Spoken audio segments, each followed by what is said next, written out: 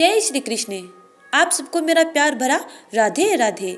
आपका दिन मंगलमय हो। आज हम इस वीडियो में जानेंगे कार्तिक मास महात्म्य का 24वां अध्याय। सर्वप्रथम सुनेंगे तुलसी माता की कथा, फिर सुनेंगे पीपल पथवारी की कथा, उसके बाद कार्तिक मास महात्म्य और अंत में सुनेंगे तुलसी चालीसा। वीडियो शुरू करने से पहले यदि अपने चैनल को सब्सक्राइब नहीं किया है तो चैनल को सब्सक्राइब कर बेल आइकन को जरूर दबा लीजिएगा ताकि आगे आने वाली वीडियो की नोटिफिकेशन आप तक टाइम पर पहुंचते रहे। सर्वप्रथम सुनते हैं तुलसी माता की कथा।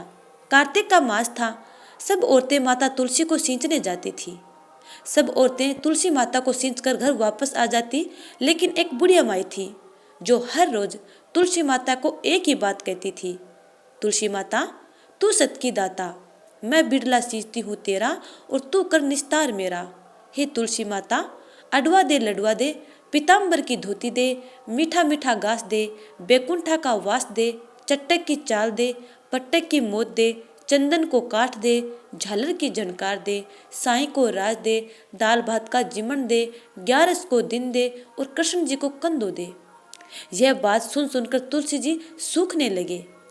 तब भगवान श्री कृष्ण ने तुलसी माता से पूछा, हे तुलसी जी, आपके पास इतनी औरतें आती हैं, भजन गाती हैं, भोग लगाती हैं, आपकी पूजा आराधना करती हैं, फिर भी आप क्यों सूखी जा रही हैं? तब तुलसी माता ने कहा कि आप मेरे मन की मत पूछो। तब श्री कृष्ण बोले, यदि मैं नहीं पूछूंगा तो कौन पूछेगा? तब माता तुलसी ने कहा कि मेरे पास अनेक औरतें आती हैं, सब वापस चली जाती हैं पूजा पाठ करके, लेकिन एक बुढ़िया माई है जो हर रोज मुझे एक ही बात कहकर घर वापस चली जाती है। मैं और तो उनको सब कुछ दे दूंगी, पर आप कृष्ण का कंधा कहाँ से दूंगी? तब श्री कृष्ण मुस्कुराए और बोले, आप उन्हें कह देना कि जब वो मरेंगी तो मैं अपने आप उन्हें कंधा दे दूंगा। कुछ समय बाद बुढ़िया माई की मृत्यु हो गई। सब लोग वहां पर इकट्ठे हो गए और जब बुढ़िया माई को उठाने लगे तो बुढ़िया माई इतनी भारी हो गई कि किसी से भी ना उठी। तब सब कोई कहने लगे कि पाप घाट की माला फेरती थी, इसलिए इतनी भारी हो गई कि किसी से भी नहीं उठ रही है। तब भगवान श्री कृष्ण 12 वर्ष के बालक का रूप धारण करके उनके पास आए और उस भीड़ को देखकर पूछा कि यहाँ पर इतनी भीड़ किस बात की है? तब सब कोई कहने लगे कि एक बुढ़िया माई थी जो पाप घाट की माला फेरती थी, इसलिए इतनी भारी हो गई कि किसी से भी नहीं उठ रही है। तब भगवान श्री कृष्ण ने कहा कि आप मुझे बुढ़िया माई के कान में एक बात कहने दो, फिर बुढ़िया माई हल्की हो जाएगी। तब सब कोई कहने लगे, आप भी अपनी मन की कर लो। तब भगवान श्री कृष्ण उस बुढ़िया माई के पास गए और बुढ़िया माई के कान में बोले, बुढ़िया माई, मन की निकाल ले, पीताम्बर की धोती ले, मीठा मीठा घास ले, बैकुंठा का वास ले, चट्टक की चाल ले, पट्टक की मोत ले, चंदन को काट ले, झालर की झनकार ले, साई को राज ले, दाल भात का जिमन ले, ग्यारस को दिन ले और कृष्ण जी को कंदो ले। इतनी बात सुनते ही बुढ़िया माई हल्की हो गई और भगवान श्री कृष्ण उसे अपने कंधे पे ले गए और उस बुढ़िया माई की मुक्ति हो गई। हे तुलसी माता, जैसे आपने बुढ़िया माई की मन इच्छा पूर्ण की, वैसे ही अपने सब भक्तों की मन इच्छा पूर्ण करना। अब सुनते हैं पीपल पथवारी की कथा। एक गुजरी थी जिसने अपने बहू को कहा, जाओ बहू, दूध दही बेच आओ। तब बहू दूध दही बेचने के लिए चली गई। रास्ते में कुछ औरतें पीपल पथवारी को सींच रही थी। उनको देखकर बहू ने पूछा कि आप ये क्या कर रही हैं? तब औरतें बोली कि हम तो पीपल पथवारी को सींच रही हैं। बहू ने पूछा कि पीपल पथवारी को सींचने से क्या होता है? तब सब औरतें बोली कि पीपल पथवारी को सींचने से अन्न धन मिलता है और 12 वर्ष का बिछुड़ा हुआ पति मिल जाता है। तब बहू ने कहा कि यदि ऐसी बात है तो आप तो पानी से सींच रही हैं और मैं दूध दही से सींचूंगी। फिर वह बहू हर रोज दूध दही पीपल पथवारी में सींच देती। घर जाती तब सास कहती, बहू दूध दही के दाम दो। तब बहू कहती कि कार्तिक का मास पूर्ण होगा तब लाकर दूंगी। कार्तिक का मास पूर्ण हो गया। बहू पीपल पथवारी के पास धरना लेकर बैठ गई। पीपल पथवारी ने पूछा कि आप मेरे पास क्यों बैठी हैं? तब बहू ने कहा कि सास दूध दही के दाम मांग रही है। तब पीपल पथवारी ने कहा कि मेरे पास कौन से दाम रखे हैं? ये पत्थर पान पतूरे पड़े हैं, ये ले जाओ और अपने गुल्लक में रख देना। बहू ने वैसा ही किया और कंबल ओढ़कर सो गई। सुबह जब सास उठी तो गुल्लक को खोलकर देखा तो गुल्लक में हीरे मोती जगमगा रही हैं। तब सास ने जोर से आवाज लगाई, बहू इतना धन कहाँ से लाई हो? तब बहू ने आकर देखा तो सच में वहां पर धन भरा पड़ा है। तब बहू ने कहा कि मुझे तो पीपल पथवारी ने दिया है, क्योंकि मैं हर रोज दूध दही पीपल पथवारी में सींच कर आती थी। तब सास ने कहा, यदि ऐसी बात है तो अगली बार जब कार्तिक मास आएगा तब मैं भी पीपल पथवारी को सींचूंगी। अब अगली बार जब कार्तिक मास आया तो सास दूध दही तो बेच आती और बर्तन धोकर पीपल पथवारी में डाल देती। घर आती तो बहू से कहती, बहू तू मुझसे दूध दही का दाम मांग। तब बहू ने कहा, सासू जी कभी बहू भी सास से दूध दही के दाम मांगती है क्या? तब सास ने कहा, नहीं तुम मांगो। तब बहू ने कहा, सासू जी लाओ दूध दही के दाम दो। तब सास ने कहा कि कार्तिक का मास पूर्ण होगा तब दूंगी। कार्तिक का मास पूर्ण हो गया। सास भी पीपल पथवारी के पास धरना लेकर बैठ गई। पीपल पथवारी ने उसे भी पान पत्ते पत्थर दे दिए और उसने गुल्लक में ले जाकर रख दिए। सुबह हुई, जब बहू ने गुल्लक खोलकर देखा तो उसमें कीड़े मकोड़े चल रहे हैं। तब बहू ने आवाज लगाई, सासू जी ये क्या? सास ने आकर देखा तो सच में वहां पर कीड़े मकोड़े चल रहे हैं। तब सास ने कहा कि पीपल पथवारी तो दूबड़ी पीटी है, जिसने तुम्हें तो धन दिया और मुझे कीड़े मकोड़े दिए। तब सब कोई कहने लगे कि बहू तो सत की भूखी सींची थी और सास धन की भूखी सींची। हे पीपल पथवारी माता, जैसे आपने बहू की मन इच्छा पूर्ण की, वैसे अपने सब भक्तों की मन इच्छा पूर्ण करना। अब सुनते हैं कार्तिक मास मातम्य का 24वां अध्याय। पिछले अध्याय में हमने सुना कि अदिति ने घोर तपस्या की। उसकी तपस्या को देखकर राक्षसों ने उन्हें अग्नि में जलाने की कोशिश की, लेकिन वे अग्नि में नहीं जली। इस पर ऋषि पूछते हैं, हे सूत जी बड़े आश्चर्य की बात है कि अदिति अग्नि में नहीं जली। तब सूत जी ने कहा, इसमें आश्चर्य की कोई बात नहीं है। उनका ध्यान करने वाले भक्त को किसी भी प्रकार का कष्ट नहीं होता है, जबकि अग्नि आदि तो शांत हो जाती है। अदिति के साथ भी ऐसा ही हुआ, अग्नि एकदम शांत हो गई। तब चक्र सुदर्शन धारण करने वाले भगवान विष्णु स्वयं अदिति के सामने प्रकट हो गए और कहने लगे कि हे देव माता, तुम्हारे इस कठिन तप से हम अत्यंत प्रसन्न हैं, इसलिए वरदान मांगो, तुम्हारा कल्याण होगा। तब अदिति ने हाथ जोड़कर कहा, हे भगवान आप मेरे पुत्रों की रक्षा कीजिए। हे भगवान आप अंतर्यामी हैं, सभी कुछ जानते हैं, अतएव मेरे पुत्रों को एकंटक राज्य दीजिए। अदिति के ऐसे प्रेम भरे वचनों को सुनकर भगवान कहने लगे कि हे देव माता, हाँ तुम्हारे यहाँ जन्म लेकर तुम्हारे पुत्रों की रक्षा करेंगे।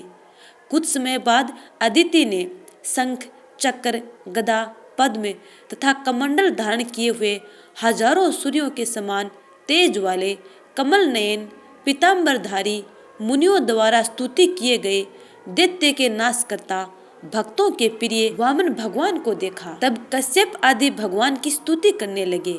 जो कोई वामन भगवान स्तोत्र का नित्य पाठ करता है अथवा श्रवण पान करता है, वह सदैव निरोग रहकर सर्व संपदा प्राप्त करता है।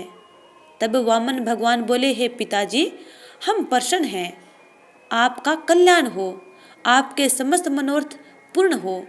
हमने 2 बार आपके घर जन्म लिया है और आगे भी आते रहेंगे। इतना कहकर भगवान ने बाल रूप धारण कर लिया।